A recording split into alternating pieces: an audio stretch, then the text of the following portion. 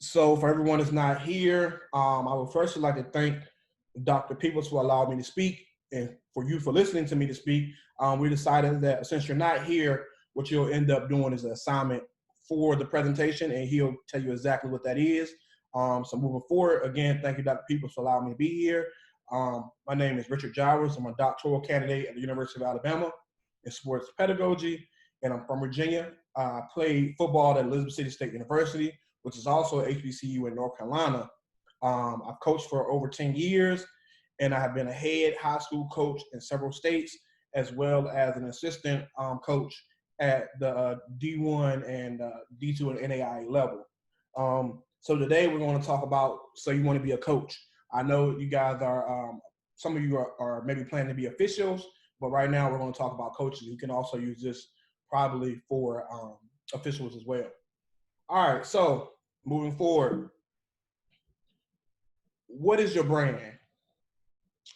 I know you're not here, but I want you to write this down.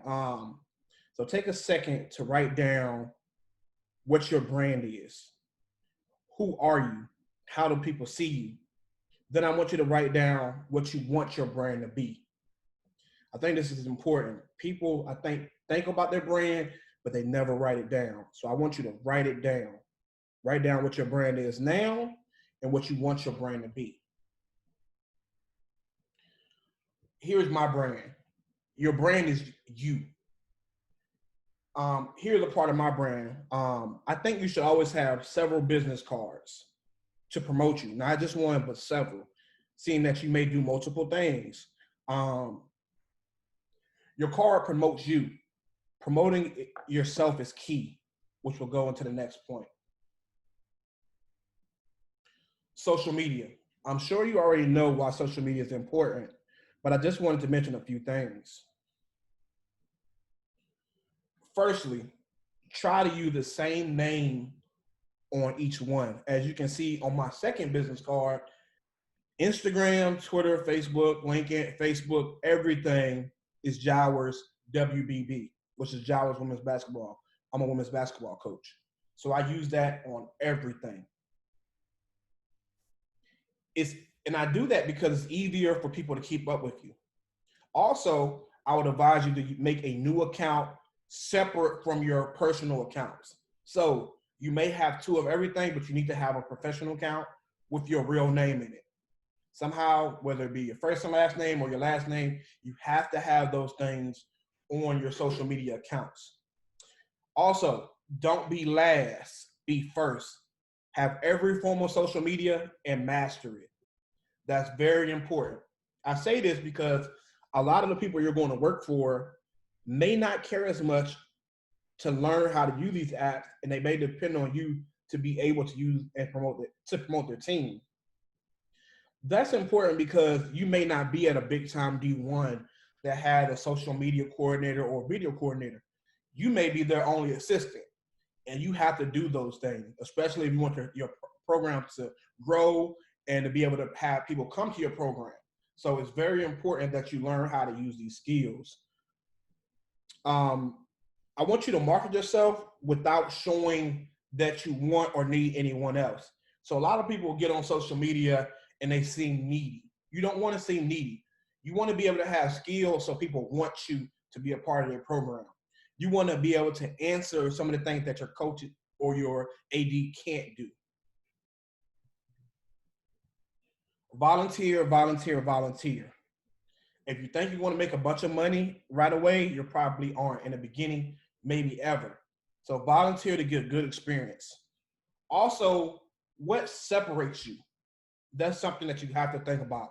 What's different about you? You don't have to be in a competition with anybody else, but you have to see what's different about you. I'll tell you about me. I started a training business. I did free camps for kids. I bought a camera. I learned how to use Photoshop. You cannot be one dimensional. What adds to you as a person? You can't just be a good coach today. Nobody just wants a good coach. You have to be a good administrator. You have to be good with the kids. You have to be able to talk to adults. You have to be able to talk to parents. You can't just do one job. And that's very important. A lot of us go into coaching, and I'll be honest, I did too, thinking that I'm going to be able to give plays, I'm going to be able to write up the defense, I'm going to be able to train, but that wasn't real. I was a volunteer graduate assistant in Elizabeth City. I didn't do any of those things. I was pretty much a manager, but it helped me get to where I wanted to be. It helped me get new relationships, and it helped me build my brand. You have to be a really good assistant before you can be a really good head coach. You have to figure out how to do things from other people. Sometimes you have an idea, but sometimes your ideas may not work. So it's always good to have an answer for your head coach. Don't ever bring them an issue without a solution. Let's see. So here's my webpage, and I just want to show you it to show you my portfolio. So my web page, hopefully you can see it correctly. Let me open it up. All right, so here is my resume / portfolio. As you can see, it's not a traditional portfolio or traditional resume. It's important to have something unique. You don't want to be like everyone else. So as you can see, I have my picture there. Some people advise not to have a picture, but I'm a black man. So I want them to know that I'm a black man. I don't want to surprise them because my name is not unique, or it's not necessarily different. It's a very neutral name. So I want them to know exactly who I am. If they choose not to use me, that's fine. But I want them to know exactly who I am. As you can see, all of my social media is up there. I'm not hiding anything from anybody.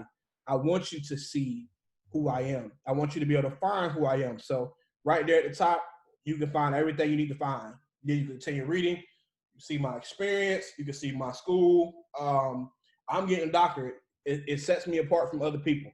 Some people may only have an undergraduate degree if they're like really went to like a bigger school, a D1 school. But if you're not like a superstar, you probably will have to get a master's. And most coaches have to get a master's to get paid more. So me, I got a doctorate, or getting a doctorate. So that was more for me to coach and teach. I do both. As you can see, here is my experience. Let's zoom into all of the clinics I attended. We'll talk about this later, but you want to attend clinics. You want to be at those places so people can see you. Let's move up. Hopefully you can see this. Let me see. Yes, it's fine. Okay. All right. So moving on from my experience, here are the players that I helped get in college. So at the high school level, if you want to coach the high school level, they can see, okay, this guy has worked with players that went on to go to college. If you're a college, like, okay, this guy was able to put these girls into college and they had tremendous careers. I have another resume with my college players that I coached in college, what they were able to do in college. So this is just quickly some of the players I coach. Program building. Here's pictures of me winning state championships. Here's pictures of me winning like different things, different banners and things. So for me, that just shows them that just a different aspect of who I am. Here are the recruiting areas. Yeah, it's kind of sparse. Some people have different areas, but I don't want to say I can recruit California and I don't know anybody in California, even though I do know maybe one or two people. But I don't put that because some coaches really want to know that you have 10 people in that area. So here is my recruiting areas. I recruit Virginia, anywhere on the East Coast from the north to the south. I have a lot of connections in Florida, but I only have maybe 3. I don't consider you being able to recruit an area unless you know 5 to 10 people. And that's something to keep in mind. So don't say, well, I can recruit Georgia, but you only know 2 people in Georgia. That's not going to work for you. That could be a reason for you being fired. Because if you can't bring in kids from Georgia, they're going to say, well, you said that you can recruit Georgia. You can't because you don't have enough contacts there. So never say you can recruit a place that you never did it before. Just because you know 2 people, that's not good enough. And at the bottom, here are my references. I want people to be able to see my references. As you can see, 2 of them are from here. I've been knowing Coach Dunk and Coach Austin for maybe 10 years. So I put them up there. So pictures, phone numbers, you want to be able to have the references there so they can see it. All right, back to the PowerPoint. you're going to hear this a lot. You have to network and create relationships. It's not who you know, but who knows you. A lot of people say it's who you know. You can think you know somebody, but if they don't know you, it doesn't count. So make Yes. sure those people know you. Um, but how? How do you do that? You have to find a mentor. Follow folks on social media. Comment. Don't be extra, but agree with things. Let people know who you are through social media. Back in the day, you had to visit all these places. You had to be around these people. But now with social media, you can actually find them on social media and contact them. You may not be able to meet the head coaches online, but you can meet the assistant coaches that are going to be the head coaches in a couple of years. So that would be my advice to you. Um, Go to all of the national meetings and the championship games. Show up at the summer events or summer camps. Find you a mentee to pass the information that you learned on. This may sound expensive, but what I did was I slept in the car. I got Airbnbs. I contacted friends in the city. Also, I would advise you to dress for the job that you want, not the job you have. So when you go to these events, everybody's gonna have a polo on. You don't need to wear a polo. You need to wear a suit. You need to be dressed nice so they can see, oh, okay, who is this person? Why are they dressed up so nice? You want to give yourself a fighting chance. Culture. Know what you want your culture to look like. Have a plan drawn so you can show the AD or your new potential employer. Have a playbook with strategies. I'll show you my examples. So let's move this down.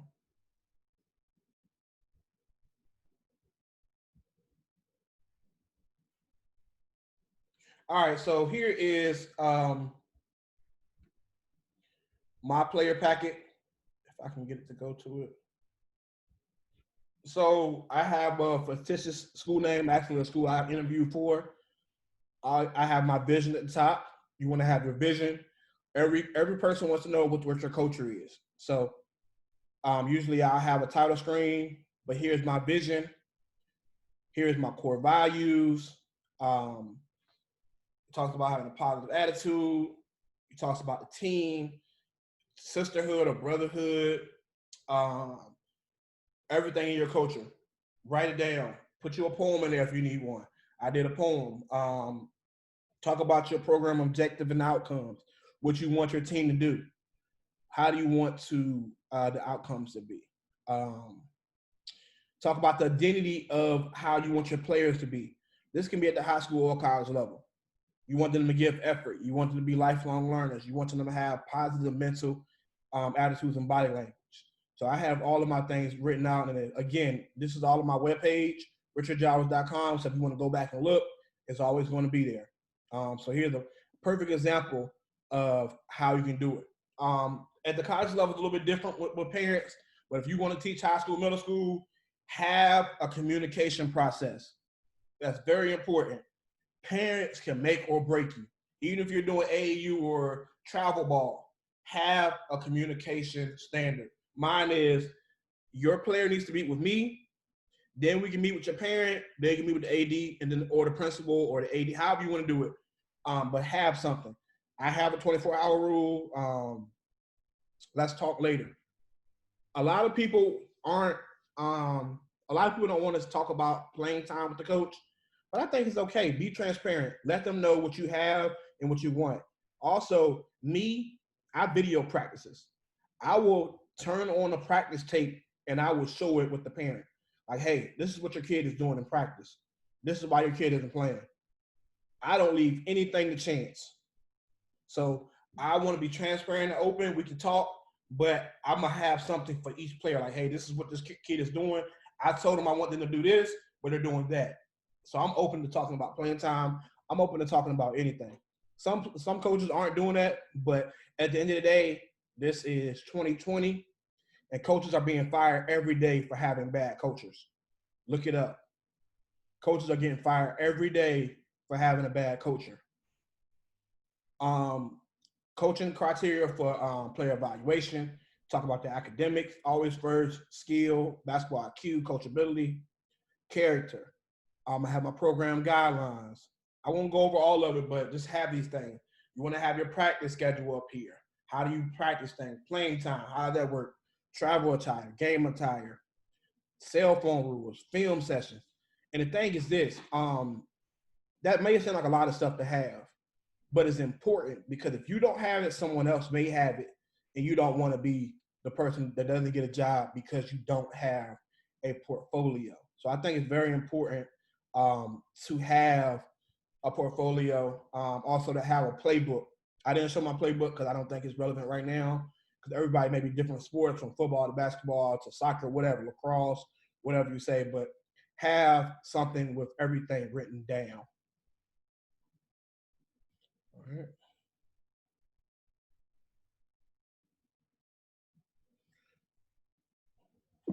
All right. So again, I told him I wasn't going to make it long, but here is my information, my email. Also, if you see the square, the first square is my email. I mean, the first square is my webpage. The second UR code is QR code. Sorry, is the actual PowerPoint. So you can go back and look at the PowerPoint if you need to. Mhm.